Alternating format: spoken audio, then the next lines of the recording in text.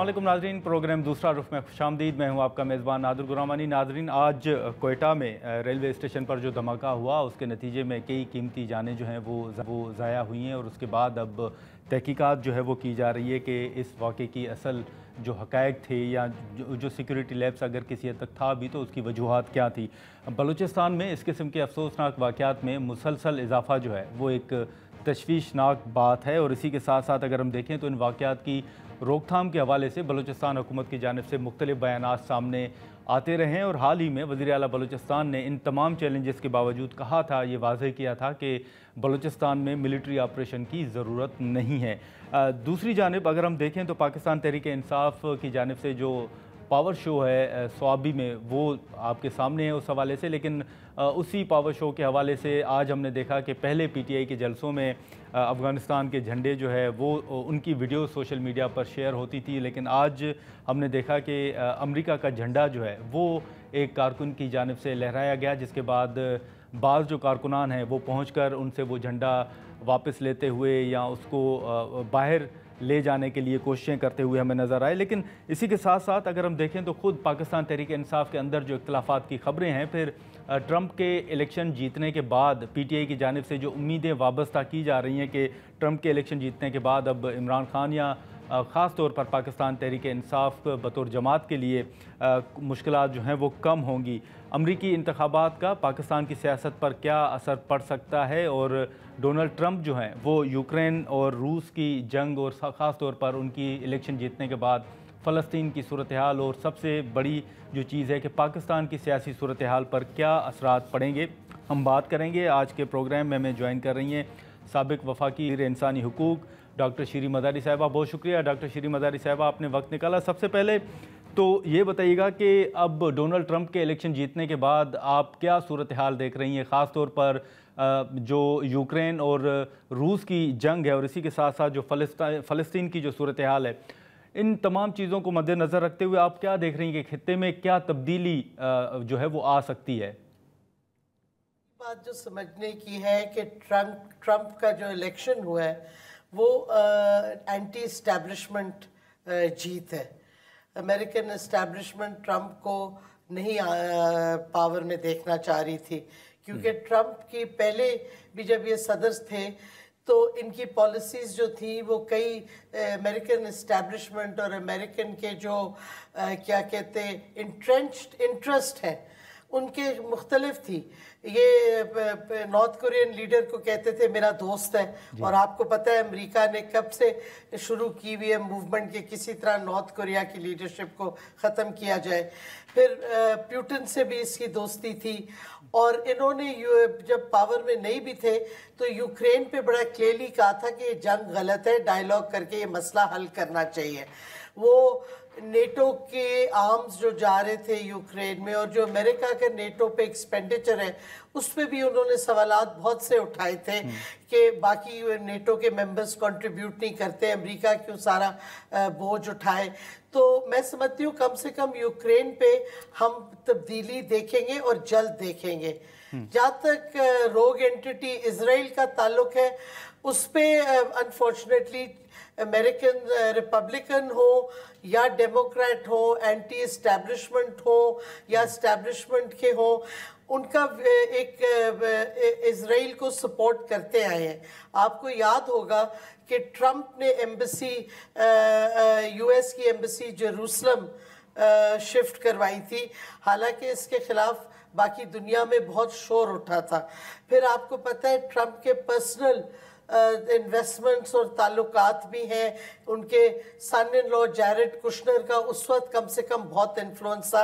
अब हमने देखा नहीं इतना इलेक्शन कैंपेन में भी, मुझे नहीं याद, शायद मैं मिस कर गई हूँ, लेकिन इवानका और उसके शौहर जैरेड कुशनर का इतना आगे आगे रोल नहीं रहा।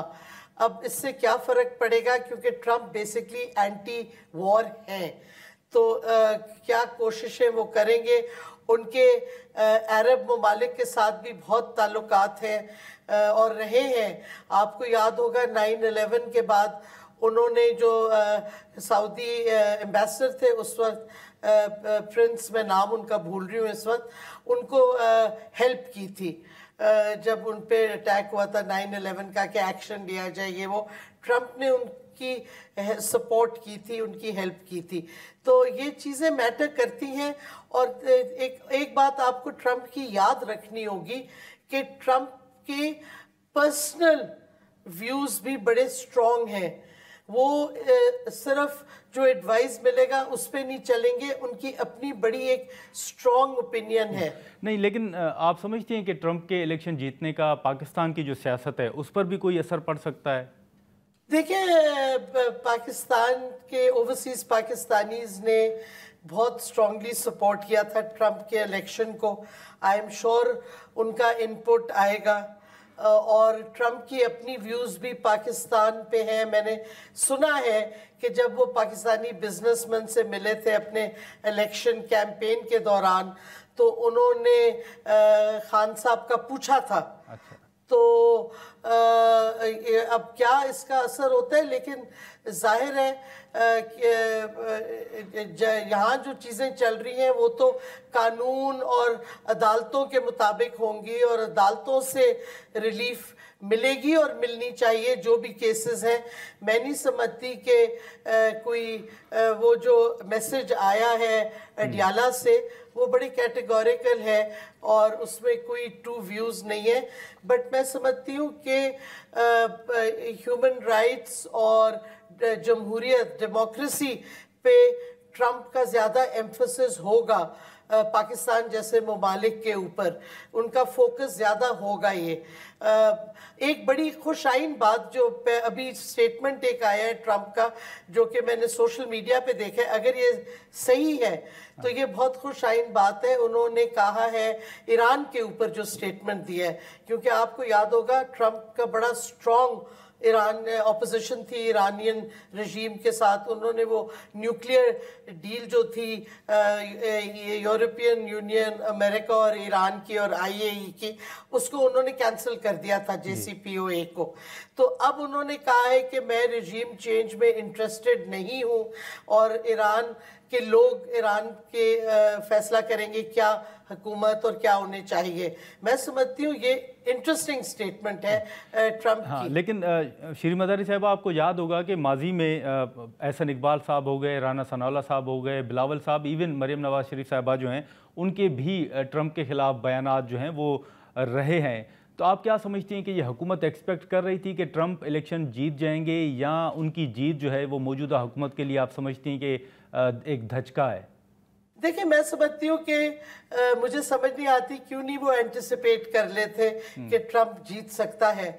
उनके रिमार्क्स का प्रॉब्लम ये, देखिए मैंने बड़ी कैटेगोरिकली ट्रंप की फॉरेन पॉलिसी, खास तौर पे इजराइल की पॉलिसी जब वो पावर में थे, पब्लिकली और बहुत दफ़ा क्रिटिसाइज की है, और मैं अभी भी वही करूंगी। मेरी एक पोजीशन है इन इश्यूज पे। लेकिन इन्होंने ट्रंप की पॉलिसीज को नहीं क्रिटिसाइज किया, इन्होंने ट्रंप पे पर्सनल अटैक्स किए हैं। किसी ने कहा है कि झूठा है, किसी ने कुछ कहा है। पर्सनलाइज अटैक्स जो आते हैं ना, उनका प्रॉब्लम होगा, क्योंकि ट्रंप पे ये चीजें मैटर करती हैं कि पर्सनली उस पर लोग क्या उसका समझते हैं, उसका रिएक्शन बिल्कुल होता है। और मैं समझती हूँ एक फर्क है, अगर आप पॉलिसीज क्रिटिसाइज करें वेल एंड गुड, बट अगर आप पर्सनल अटैक्स करें तो उसका कहीं ना कहीं जाके असर होता है। आप अगर फॉलो करते हैं इंटरनेशनल रिलेशंस को, आपको पता है आज या कल बल्कि ब्रिटिश नई जो कंजर्वेटिव पार्टी की हेड बनी है, उन्होंने प्राइम मिनिस्टर ऑफ ब्रिटेन से कहा है कि आपके फॉरेन मिनिस्टर, वो जो फॉरेन सेक्रेटरी हैं डेविड लैमी, उसने ट्रंप पे पर्सनल अटैक्स किए कि ये रेसिस्ट है, ये है, वो है। तो उन्होंने डिमांड किया है कि ये माफ़ी मांगे ट्रंप से। ये ब्रिटिश पार्लियामेंट में ये हुआ है। तो मैं समझती हूँ एक फ़र्क है, पॉलिसीज़ आप क्रिटिसाइज करें वो तो सबका हक है, लेकिन जब आप इतने वेनम के साथ, इतनी हेट्रेड के साथ पर्सनल अटैक करेंगे, और फिर आप खुद लिंक करते हैं कि हमारे पास भी एक ट्रंप है और ये है वो है, ये बातें आप समझते हैं नहीं पहुंचेंगी, ये बातें नहीं। लेकिन पाकिस्तान के अंदर अगर आप देखें, एक सियासी जमात पाकिस्तान तहरीक इंसाफ जो ट्रंप से उम्मीदें वाबस्ता कर रही है, आप समझती हैं कि वो दुरुस्त है? میرا خیال میں توقع یہی ہے کہ وہ جمہوریت اور ہیومن رائٹس پہ فوکس کریں گے ہر جگہ دنیا میں. ہم سمجھتے ہیں کہ فرینکلی آئی تھنک ٹرمپ کا اس ٹائم الیکشن جیتنا ایک خوشائن چیز ہے, کیونکہ جس طریقے سے بائیڈن ایڈمنسٹریشن نے جمہوریت کی دھجیاں دنیا میں اڑا دی تھی, جس طریقے سے انہوں نے پیلسٹائن جینوسائیڈ کو سپورٹ صرف نہیں کیا, حصہ بنے اسرائیل کے ساتھ. تو میں سمجھتی ہوں کہ یہ ان کا پاور سے جانا ایک بہت بڑی چیز ہے اور اچھی چیز ہے اس وقت.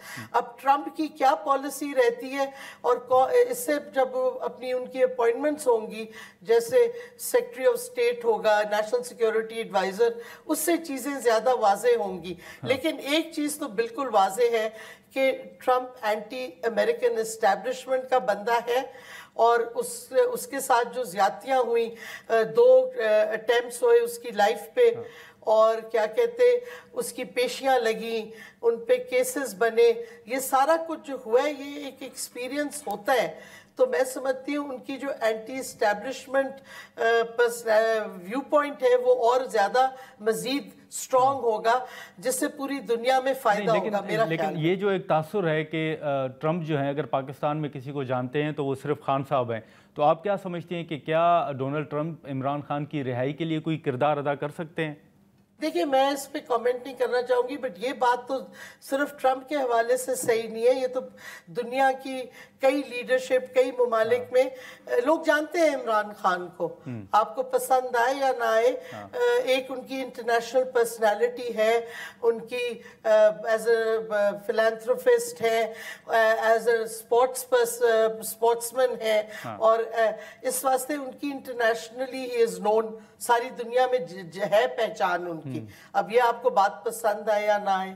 اور دوسری بات یہ پی ٹی آئی والے آپ کو بتائیں گے ان کی کیا امیدیں ہیں, بٹ جہاں تک جو سٹیٹمنٹس خان صاحب کی ریلے ہو رہی ہیں اڈیالہ سے, وہ تو کہہ رہے ہیں میں, اور ان کی بہن کی بھی جو ہوئی ہے, اور بالکل صحیح سٹیٹمنٹ ہوئی ہے کہ ہم کسی کے غلام ہیں کہ ہم باہر سے مدد مانگیں, ہمارا آئین ہے, ہمارے قوانین ہیں, ہمیں ان کے مطابق چلنا چاہیے, اور آئین اور کا رول آف لا کی جنگ ہے, اور وہ جنگ ہماری بنتی ہے. اس واسطے میرا خیال میں پرسپیکٹیو تو یہی آ رہا ہے, باقی مجھے نہیں پتا پی ٹی آئی کی لیڈر جو باہر لیڈرشپ ہے. لیکن اس وقت جو سیاسی صورتحال ہے اس میں آپ کیا سمجھتی ہیں, جیسے ہم نے پی ٹی آئی کا ذکر کیا, آپ سمجھتی ہیں کہ پی ٹی آئی کو وہ فائنل کال کی بھی بات کر رہے ہیں, تو کیا پی ٹی آئی کو آپ سمجھتی ہیں کہ اسمبلیوں سے مستعفی ہو جانا چاہیے؟ دیکھیں اس سٹیج پہ مستعفی ہونے کا تو فائدہ کوئی نہیں, کیونکہ ویسے بھی ہر چیز بلڈوز ہو رہی ہے, وہ ہوں یا نہ ہوں.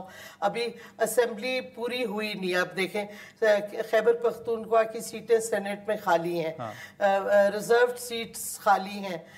تو ایسے پارلیمان سے جو بھی قوانین ہو رہے ہیں, خاص طور پہ کانسٹیٹیوشنل امینڈمنٹس, ان کی لیگلی کیا حیثیت ہے, یہ میں سمجھتی ہوں ان یہ چیزیں چیلنج ہونی چاہیے عدالتوں میں, خاص طور پہ سپریم کورٹ میں, اور یہ گیو اپ نہیں کرنا چاہیے. لیگل سوالات تو اٹھتے ہیں, اور کافی کیسز آلریڈی ہو گئے. آج میں نے دیکھا ہے فہمیدہ مرزا, مصطفیٰ کھوکر وغیرہ نے بھی ڈالی ہے سپریم کورٹ میں ایک وہ 26 امینڈمنٹ کے پٹیشن, اور اس سے پہلے افراسیاب کھٹک صاحب نے بھی کی ہے, اور بھی ہو رہی ہیں پٹیشنز.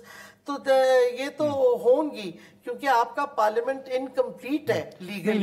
لیکن اس وقت جو سروسز چیفز کے حوالے سے ایک قانون منظور ہوا ہے, اس پر بڑی تنقید کی جا رہی ہے. پھر سوالات بھی اٹھ رہے ہیں کہ چلیں اب تو آپ مخالفت جو ہے بعض رہنما سیاسی جماعتوں کے کر رہے ہیں, لیکن پھر یہ بھی مثال دی جا رہی ہے کہ ماضی میں بھی جب آپ کابینہ کا حصہ تھیں تو اس وقت بھی تو باجوہ صاحب کو ایکسٹینشن دی گئی تھی.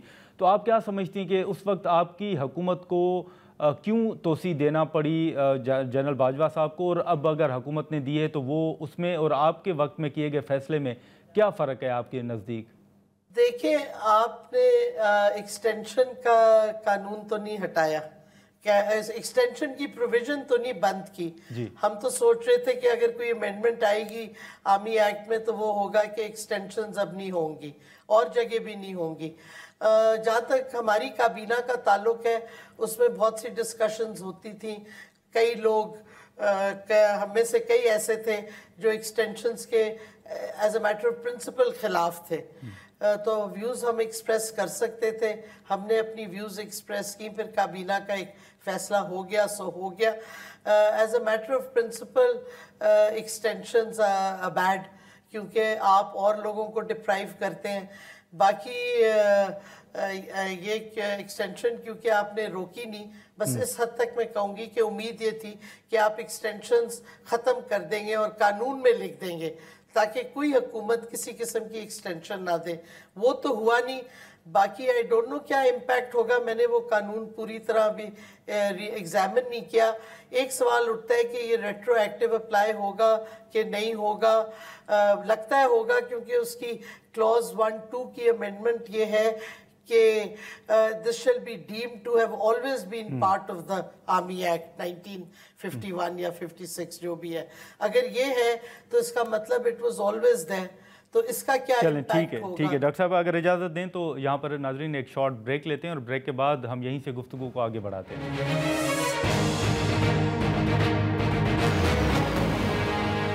پروگرام میں دوبارہ خوش آمدید. ڈاکٹر صاحب, اب یہ جو ہم ڈسکس کر رہے تھے توسیع کے حوالے سے, لیکن پھر بات وہی ہے کہ جب اس میں فرق کیا ہے, جب آپ کی حکومت نے توسیع دی اور موجودہ حکومت کے فیصلے میں آپ کیا سمجھتے ہیں کہ فرق کیا ہے اس میں؟ آپ میرے سے ایک سوال پوچھ رہے ہیں کہ آپ نے کیوں دی. میرا اپنا ویو پوائنٹ تھا اس وقت بھی اور ابھی بھی ہے ایکسٹینشنز کی مخالفت. تو مجھے نہیں سمجھ آتی کون سے حالات تھے جس میں دی گئی, ہمیں بتایا گیا تھا, بٹ میری اپنی ڈس ایگریمنٹ ہے. کئی چیزوں پہ ڈس ایگریمنٹس ہوتی ہیں, اس پہ میری اس وقت بھی ڈس ایگریمنٹ نہیں. لیکن ڈاکٹر صاحبہ, کیا یہ حقیقت ہے کہ باجوہ صاحب جو ہیں وہ کابینہ میں یا اوورآل اگر پی ٹی آئی میں ہم بات کریں تو وہ آپ سے خوش نہیں تھے, اور اس کی وجوہات کیا تھیں؟ ہاں, بہت ناخوش تھے, اور ان کی he must have had his reasons. میری ان سے بہت سی ڈس ایگریمنٹس میٹنگز میں ہوتی تھیں, بٹ these remain. دیکھیں, جو باتیں میٹنگز میں ہوتی ہیں وہ پبلک نہیں کرتے. کبھی جب کتاب آئے گی تو لکھیں گے, بٹ بالکل صحیح آپ نے کہا تھی, بٹ ہوتی ہیں کئی چیزوں پہ کئی لوگوں کے ساتھ پارٹی میں ڈس ایگریمنٹ ہوتی ہے, کابینہ میں بھی کئی چیزوں پہ ڈس ایگریمنٹ ہوتی ہے. کوئی ایسی بڑی بات نہیں ہے. اگر باجوہ صاحب اور میری آلموسٹ ایوری ایشو پہ ڈس ایگریمنٹ ہو تھی تو یہ پارٹ نہیں. تو آپ کتاب لکھ رہی ہیں, کبھی میموار تو لکھنا پڑے گا نا جی, وقت ہے ابھی بہت. نہیں, لیکن اس وقت مختلف جو ہیں وہ ہم آپ کے ٹویٹس بھی دیکھ رہے ہیں, سوشل میڈیا پر آپ کی پوسٹ بھی دیکھ رہے ہیں, مختلف ایشوز پر آپ بات کر رہی ہیں. تو ڈاکٹر صاحب یہ بتائیں کہ آنے والے دنوں میں آپ کا سیاست میں دوبارہ آنے کا ارادہ ہے؟ دیکھیں, ریٹائرمنٹ کی عمر آ گئی ہے, لیکن انسان کے کنسرنز ہوتے ہیں ملک کے بارے میں.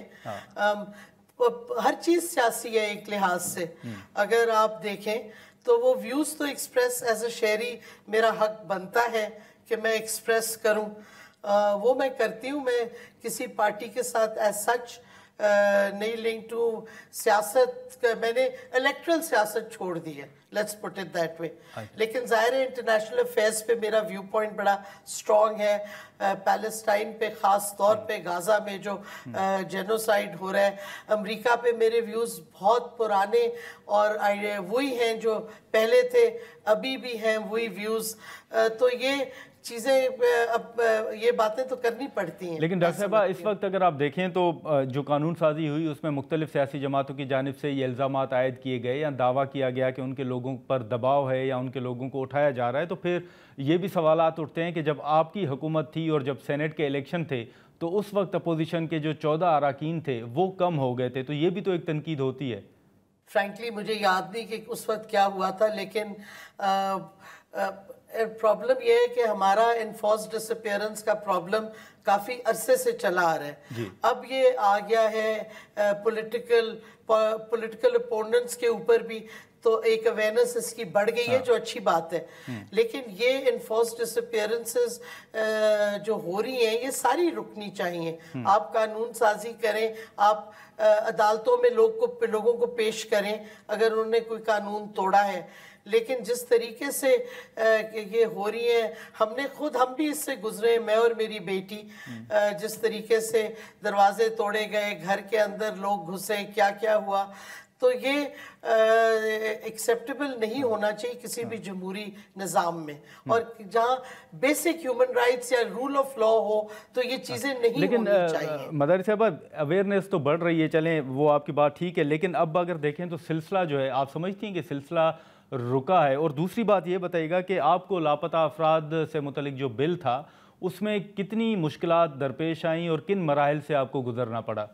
نہیں، بالکل نہیں رکا، بڑھتا جا رہا ہے۔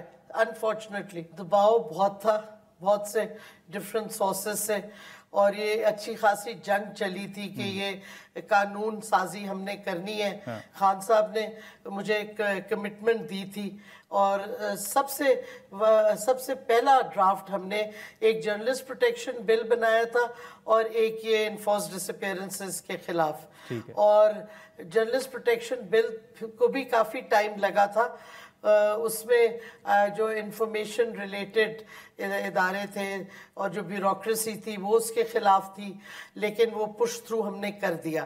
انفورس ڈس اپیئرنس کا زیادہ ٹائم لگا، بہت سی جگہوں پہ پریس کرنا پڑا، اور فرینکلی اگر اس قانون کی سپورٹ نہ ہوتی پرائم منسٹر کی تو یہ بل بھی نہ پارلیمنٹ کابینہ سے پاس ہوتا اور اسمبلی تک لے بھی نہ ہوتا۔ تو یہ چیزیں بڑی مشکل سے 2.5 سال لگے تھے اس بل کو آگے بڑھانے میں، اور انفارچونیٹلی اسمبلی سے پاس ہو کے سینٹ تک نہیں جا پہنچا اور نہیں پاس ہوا۔ آئی ڈونٹ نو اس کے بعد کیا ہوا، ہم تو نہیں تھے۔ لیکن ڈاکٹر صاحبہ آپ نے چلیں پاکستان تحریک انصاف آپ نے چھوڑ تو دی ہے، لیکن ابھی بھی آپ کے دوست ہوں گے وہاں پر، آپ کے رابطے ہوں گے یا بات چیت آبویسلی ہوتی ہوگی۔ یہ جو اختلافات کی خبریں آ رہی ہیں، ایک تو یہ بتائیں کہ ان میں آپ کو کیا نظر آ رہا ہے، کس حد تک صداقت ہے؟ دوسرا یہ ایک تاثر ہے کہ پی ٹی آئی جو ہے وہ وکلا کے حوالے کر دی گئی ہے، اور خود علیمہ خان صاحبہ جو ہیں وہ یہ کہہ رہی ہیں کہ موجودہ قیادت سنجیدہ نہیں ہے عمران خان کو باہر لانے میں۔ تو اس صورتحال کو آپ کیسے دیکھ رہی ہیں؟ دیکھیں، میرے مناسب نہیں ہے کہ میں کامنٹ کروں جب میں نے پارٹی چھوڑ دی ہے، پھر میں پارٹی جو آج کل لیڈرشپ ہے باہر اور فیصلے کر رہی ہے اس پہ میں تنقید کروں یا کامنٹ بھی کروں تو مناسب نہیں ہے میرے خیال میں۔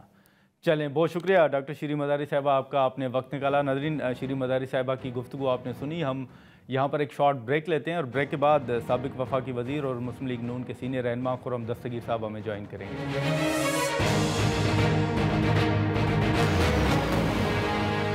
پروگرام میں دوبارہ خوش آمدید ناظرین۔ اس وقت سابق وفاقی وزیر مسلم لیگ نون کے سینئر رہنما خرم دستگیر صاحب ہمارے ساتھ موجود ہیں، ہم ان سے گفتگو کریں گے۔ بہت شکریہ خرم دستگیر صاحب۔ سب سے پہلے تو یہ بتائیے گا کہ آج جو کوئٹہ میں ریلوے اسٹیشن پر دھماکہ ہوا ہے، ایک افسوسناک واقعہ جو ہے وہ پیش آیا ہے۔ اس سے پہلے ہم نے دیکھا کہ مستونگ سمیت بہت سے افسوسناک واقعات جو ہیں وہ بلوچستان میں اب دیکھنے کو مل رہے ہیں، اور یہ بڑی ایک قابل تشویش بات ہے۔ آپ کیا دیکھ رہے ہیں؟ مختلف اقدامات اٹھائے گئے یا وزیر اعلیٰ بلوچستان کی جانب سے کہا گیا کہ بلوچستان میں ملٹری آپریشن کی ضرورت نہیں ہے، تو آپ کیا دیکھ رہے ہیں کہ ان تمام ایشوز پر، خاص طور پر امن و امان کی جو صورتحال ہے، اس کو کنٹرول کرنے کے لیے کیا کیا جا سکتا ہے؟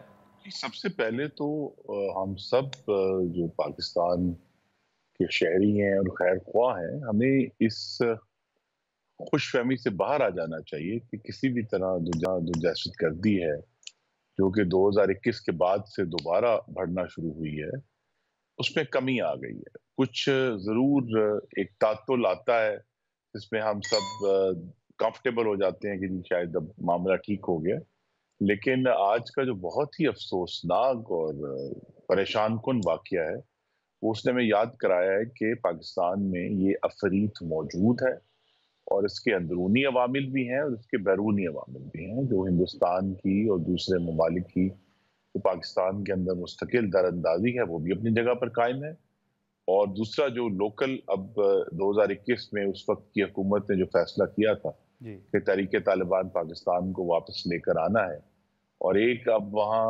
آپ کہہ سکتے ہیں کہ ایک نیوکلیس موجود ہے دہشت گردی کا کہ خیبر پختونخوا میں، تو یہ جو نتیجہ ہے یہی اشارہ کر رہا ہے کہ ہمیں کیا کرنا ہے۔ ایک تو بلا شبہ جو ہمارے بین الاقوامی طور پر جس سے ہم کہتے ہیں ایسپیوناج ہو رہا ہے، اس کا جو سدباب ہے وہ ہماری انٹیلیجنس ایجنسیز نے کرنا ہے، بہتر نگرانی کے ذریعے، اور اس نگرانی کے جو نتائج ہیں وہ شیئر کر کے جو لوکل لا انفورسمنٹ اتھارٹیز ہیں दूसरा जो लोकल इश्यूज है उसमें सिर्फ आई थिंक हर चीज का हल फौजी ऑपरेशन नहीं है, वो एक हिस्सा है उस हल का।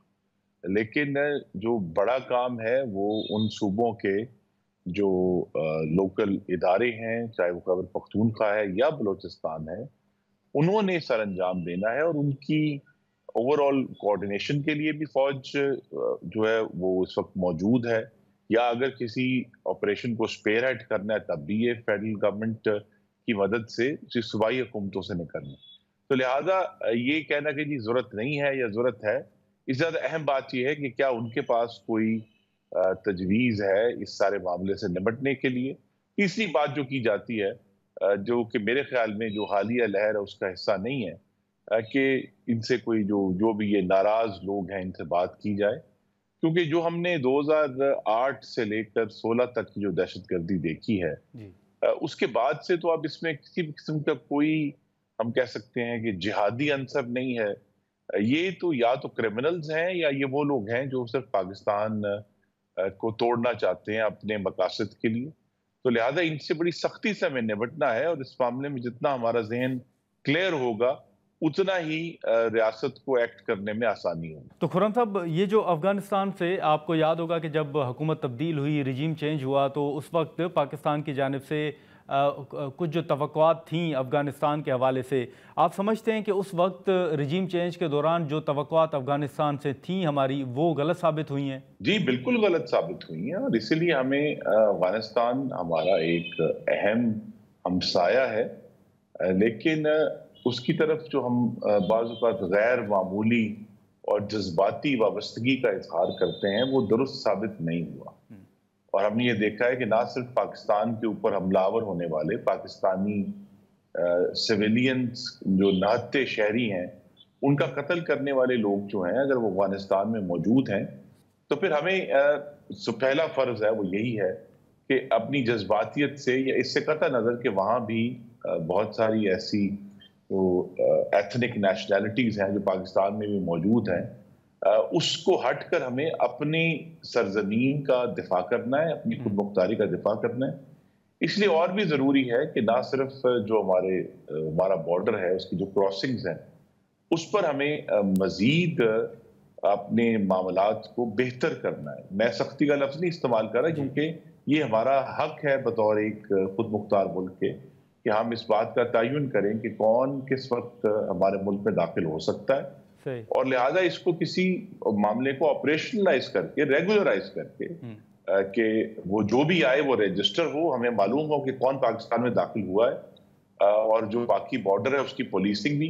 तो बॉर्डर की जो पुलिसिंग है वो बड़ा अहम काम है जो अफवाज पाकिस्तान की और बॉर्डर फोर्सेस के हवाले है, और जो क्रॉसिंग्स हैं उनको भी बैन करना है, फेडरल गवर्नमेंट की जिम्मेदारी है, और अंदर आकर सूबाई हुकूमतों की जिम्मेदारी है उसे भी मुकम्मल करना है। लेकिन अफगानिस्तान के साथ हमें अब एक बहुत ही, मैं कहूँगा, हकीकत पसंदाना रवैया जो है उसे अपनाना होगा, इस बात को समझते हुए कि अभी तक जो वहाँ रजीम चेंज से पहले भी और उसके बाद से भी पाकिस्तान की मदद के लिए कोई हाथ अभी तक आगे नहीं। तो खुर्रम साहब, आप समझते हैं कि इस वक्त, आपको याद होगा कि जो एक नेशनल एक्शन प्लान बना था पहले भी, और उस पर कई बयानात भी आते रहे कि उस पर नज़रसानी करनी चाहिए, तो अभी भी आप समझते हैं कि तमाम सियासी जमातों को मिल बैठना चाहिए और वो बनने वाले जो नेशनल एक्शन प्लान के नुकात हैं उसको रिव्यू करना चाहिए? रिव्यू भी करना चाहिए, लेकिन इससे पहले ज़रूरी है कि अब मामले में कुछ शफाफियत लाकर सबसे पहले जो भी एजेंसीज हैं वो काबीना को ब्रीफ करें, और फिर उसका एक वर्जन जो है उसकी ब्रीफिंग जो पार्लियामान में मुख्तलिफ पार्टियों के सरबराहान हैं उनको ब्रीफिंग दी जाए। मैं चूंकि हिस्सा रहा हूँ इस सारे प्रोसेस का, तो जो नेशनल सिक्योरिटी की जो मीटिंग हुई है पार्लियामेंट में, उसका जो दायरा है वो इतना वसी कर दिया जाता है, उसमें कुछ तकरीबन 100 से ज्यादा लोग आ जाते हैं, तो उसमें कोई सीरियस डिस्कशन नहीं हो सकती, और सिर्फ एक दूसरे पर तकरीरें होती हैं कि जी हमारा ये ख्याल। लेकिन सीरियस डिस्कशन के जरूरी है कि एविडेंस सामने रखकर इसका फैसला किया जाए कि हमें आगे कैसे बढ़ना है। और नेशनल एक्शन प्लान बहुत अच्छी बात है, लेकिन अब उस तमाम, हम 2008 से लेकर अब तक 2024 में 16 साल हो गए, इस जो क्लियर टेररिज्म के साथ हम नबर्द आजमा हैं, تو بہت سارے سبق بھی ہم نے سیکھ لیے ہیں. مثلا جو لوگ افواج پاکستان کے جو فوجی یا افسران اس وقت لڑ رہے تھے ٹیررزم سے، اب وہ سینئر افسران ہو گئے ہیں. اسی طرح بہت سارے لوگ جو سیاست میں تھے وہ اب سینئر لیڈرز ہو گئے. تو لہٰذا ہمیں کوئی اس میں نئی دوبارہ چیز ایجاد نہیں کرنی. صرف جو ہماری لا انفورسمنٹ اتھارٹیز ہیں، چاہے وہ صوبائی ہیں یا وہ عسکری ہیں، ان کو یہ کانفیڈنس دینا ہے کہ جب وہ ایکشن کریں گی تو تمام جو ریاست ہے اور پاکستان کے عوام ان کے پیچھے کھڑے ہیں، تو وہ زیادہ بہتر طریقے سے اس کو کر. لیکن خرم دستگیر صاحب، اس وقت پی ٹی آئی کی جانب سے جو ایک امیدیں وابستہ کی جا رہی ہیں ڈونلڈ ٹرمپ کے ساتھ، اور یہ کہا جا رہا ہے کہ شاید ان کے آنے کے بعد پی ٹی آئی کے لیے مشکلات میں کمی آئے گی، آپ سمجھتے ہیں کہ یہ چیزیں پریکٹیکل ہیں؟ جی، یہ بیانات جو ہیں یہ منافقت اور بچگانہ سوچ پر مبنی ہے. منافقت اس بات پہ کہ یہی جماعت تھی جو ہم سب کو یہ سبق دے رہی تھی کہ ایبسولوٹلی ناٹ، امریکہ کی غلامی نہیں لیں گے. یہ عجیب ایک مضحکہ خیز صورتحال ہے کہ وہی لوگ جو ہمیں یہ تلقین کرتے تھے اب وہ کہتے ہیں کہ وہ اسی امریکہ کا صدر جس کی غلامی سے وہ چھٹکارا جانا چاہتے ہیں، وہ امریکہ کا صدر جو ہے وہ ایک پاکستانی سیاستدان کی رہائی کے لیے وہ ہاتھ بڑھا کر جو ہے وہ اس کو آزاد کرا دے گا. اور جب اگر آزاد کرا دے گا تو پھر پاکستان کس کا غلام ہوگا؟ تو ایک تو پہلی بات جو منافقت ہے. دوسرا یہ ہے کہ یہ بچگانہ پن ہے اور بہت ہی غیر حقیقی سوچ ہے کہ جب تک امریکہ کا کوئی واضح مفاد پاکستان کے ساتھ وابستہ نہیں ہوگا وہ کوئی ایسا اقدام نہیں کریں گے. تو یہ بالکل ہی غیر حقیقت پسندانہ سوچ ہے. اور صدر ٹرمپ جو ہیں وہ 2 دفعہ وزیر اعظم عمران خان کو روند کر گزر چکے ہیں، پہلے طالبان لیڈروں کی رہائی کے معاملے میں، اور پھر جو ہم سب بھول جاتے ہیں. اور یاد رکھنا چاہیے کہ کشمیر پر جو اگر سودے بازی نہیں تو کم از کم ضرور ایک بہت غلط قسم کی انڈرسٹینڈنگ ہوئی تھی 5 اگست 2019 کا جو واقعہ ہے، جس میں پھر ہندوستان نے وزیر اعظم عمران خان کے واشنگٹن کے دورے کے بعد کشمیر کے 2 ٹکڑے کر دیے اور اس کو آرٹیکل 370 جو ہے اس کو ختم کر دیا. اور پاکستان نے سوائے یہ مجھے یاد کرا دیں ناظرین کو، کہا تھا کہ صرف 1.5 منٹ احتجاج کیا کریں گے، ہم خاموشی سے کھڑے رہیں گے جمعے کے روز، اور وہ بھی نہیں کیا. تو لہذا پاکستان کا جو ریاکشن ہے، صدر ٹرمپ جو ہیں وہ بہت ہی ٹرانزیکشنل اور کاروباری شخص ہیں، اور وہ جب تک انہیں کوئی اس میں اپنا فائدہ نظر نہیں آئے گا، جو کہ ابھی نظر نہیں آ رہا، خاص طور پہ اب حالات بدل گئے ہیں 2021 میں جو امریکہ کا انخلا ہو چکا ہے. امریکہ کا ویسے بھی پاکستان میں پہلے سے زیادہ جو انٹرسٹ ہے وہ بہت کم ہو چکا ہے. تو لہذا یہ تو ایک عجیب و غریب سوچ ہے کہ جس کو وہ غلام کہتے تھے اسی جو ہے وہ سامراج سے اب ان کی یہ توقع ہے کہ وہ ان کے لیڈر کو آزاد کرائیں گے. تو یہ جو فورن پالیسی اور بین الاقوامی تعلقات ہیں اس میں ایسا نہیں ہوتا. اور میں یہ بھی یاد کرا دوں کہ امریکہ جو ہے وہ پچھلے تقریباً 13 سال سے ڈاکٹر شکیل آفریدی، جن کا ایک رول تھا اسامہ بن لادن والے واقعے میں، اس کی رہائی کا مطالبہ کر رہا ہے. پاکستان نے اس کو ان کو رہا نہیں. ٹھیک ہے خرم دستگیر صاحب، اگر اجازت دیں تو ناظرین یہاں پر ایک شارٹ بریک لیتے ہیں، اور بریک کے بعد خرم دستگیر صاحب ہمارے ساتھ ہی ہوں گے اور یہیں سے گفتگو کو آگے بڑھاتے ہیں.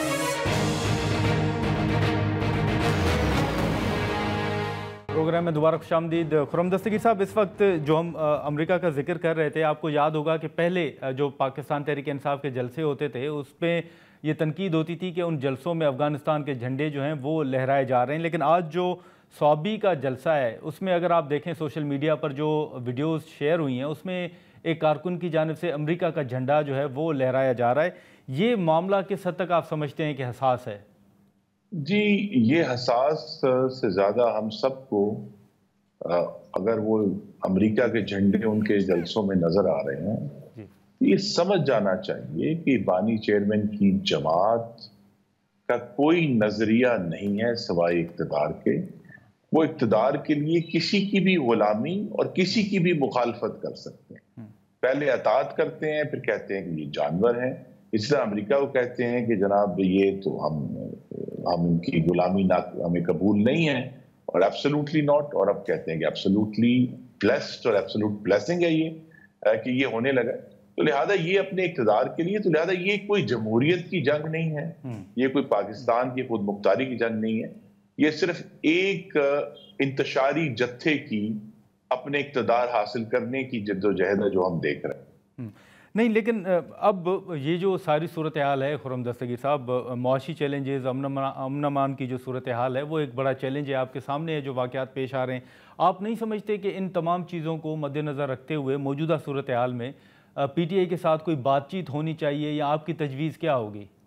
یہ تجویز بڑی واضح ہے کہ پارلیمان میں جہاں یہ سارے معاملات زیر بحث آتے ہیں وہ اپنا جو کردار ہے اس کو مثبت کریں۔ ابھی تک جو حکومت کے 8 مہینے ہوئے ہیں انہوں نے سوائے پارلیمان میں بلوا کرنے کے اور اپنے بانی چیئرمین کے حق میں تقاریر کرنے کے اور پاکستان کے عوام کی فلاح کے لیے ایک لفظ بھی یہ نہیں بول سکے۔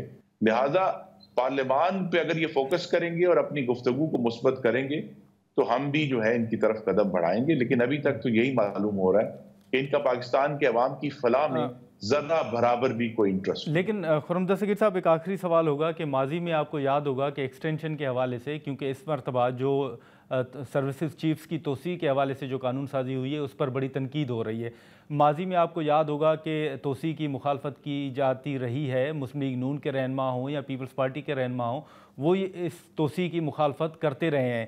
آپ کیا سمجھتے ہیں، آپ وزیر دفاع بھی رہے ہیں، یہ بتائیے گا کہ کن وجوہات کی بنا پر آپ سمجھتے ہیں کہ موجودہ حکومت نے یہ جو سروسز چیفز کی مدت میں جو توسیع کا ایک قانون ہے وہ منظور کیا، اس کی کیا وجوہات ہیں؟ جی دیکھیے، اس میں چونکہ اب کابینہ کا حصہ نہیں ہوں تو کابینہ میں جو لوگ موجود ہیں یہ سوال بہتر ہے کہ وہ ان سے پوچھا جائے کہ وہ کون سی وجوہات تھیں یا کون سا لاجک تھا جس کے تحت یہ کام کیا گیا، کیونکہ اب یہ بھی ہمیں ہمارے سامنے ہے کہ یہ سارے ایشوز جو اٹھ رہے ہیں ان میں بہت بڑا رول جو ہے خود بانی چیئرمین کی جماعت ادا کر رہی، جس میں وہ مستقل ریاست کے اوپر حملہ آور ہیں مختلف حوالوں سے۔ پھر جب اور مقتدرہ کے اوپر حملہ آور ہیں اور جب وہ مستقل حملہ آور رہیں گے اور 9 مئی کا واقعہ بھی ریکارڈ میں ہوگا تو پھر یہ معاملہ صرف لفظی احتجاج یا لفظی تنقید تک محدود نہیں رہا۔ تو یہ جو ہماری اس وقت اسٹیٹ انڈر سیج ہے، میں یہی اس کی قیاس آرائی کر سکتا ہوں کہ یہ اس کا ریاکشن ہے جس سیج کا اعلان جو ہے وہ بانی چیئرمین نے کر رکھا ہے۔ تو اگر یہاں حالات نارمل ہوتے ہیں تو پھر غالباً ایسی قانون سازی کی ضرورت نہ ہوتی، لیکن اس وقت پاکستان میں ایک پوری کوشش ہے، اور ابھی ہم نے یہ بھی دیکھا جو آرمی چیف کا دورہ ہوا ہے سعودی عرب کا، کہ پوری کوشش یہ ہے کہ پاکستان کے اندر سیاسی استحکام آئے تاکہ جو معاشی اہداف ہیں، اور الحمدللہ پہلے سے بہت زیادہ بہتری آئی ہے ہر لحاظ سے، مہنگائی کے لحاظ سے، کرنٹ اکاؤنٹ ڈیفیسٹ کے لحاظ سے، روپے کی قیمت کے استحکام کے حوالے سے، اور پاکستان میں الحمدللہ پچھلے سال زراعت میں بہت بڑا ایک بوسٹ آیا ہے۔ یہ سب چیزیں ان کو مینٹین کرنے کے لیے، اور پھر ہمیں اگر یاد نہیں رہا تھا تو آج پھر یاد کرایا ہے پاکستان کے دشمنوں نے کہ پاکستان کے اوپر مختلف فورسز حملہ آور ہیں، چاہے وہ دہشت گرد ہیں اور چاہے چلیں، بہت شکریہ خرم دستگیر صاحب، آپ نے وقت نکالا۔ ناظرین، شیریں مداری صاحبہ اور خرم دستگیر صاحب کی گفتگو آپ نے سنی۔ اب پی ٹی آئی کی جانب سے جو اعلانات کیے جا رہے ہیں اور فائنل کال کی جو بات کی جا رہی ہے، آج جو انہوں نے پاور شو صوابی کا اگر آپ دیکھیں وہ صورتحال آپ کے سامنے، تو اب یہ دیکھنا ہوگا کہ پی ٹی آئی بطور اپوزیشن جماعت اپنی حکمت عملی کا کیا اعلان کرتی ہے، اور ایک جو اتحاد محمود خان اچکزئی صاحب کی سربراہی میں قائم ہوا تھا، وہ اتحاد اپنی کیا حکمت عملی آنے والے دنوں میں سامنے لاتا ہے، یہ دیکھنا پڑے گا، اور دیکھیں کہ ان تمام چیزوں کے بعد آنے والے دنوں میں کیا ڈیولپمنٹ سامنے آتی ہے۔ آج کے پروگرام میں اتنا ہی، اجازت دیجیے، اللہ حافظ۔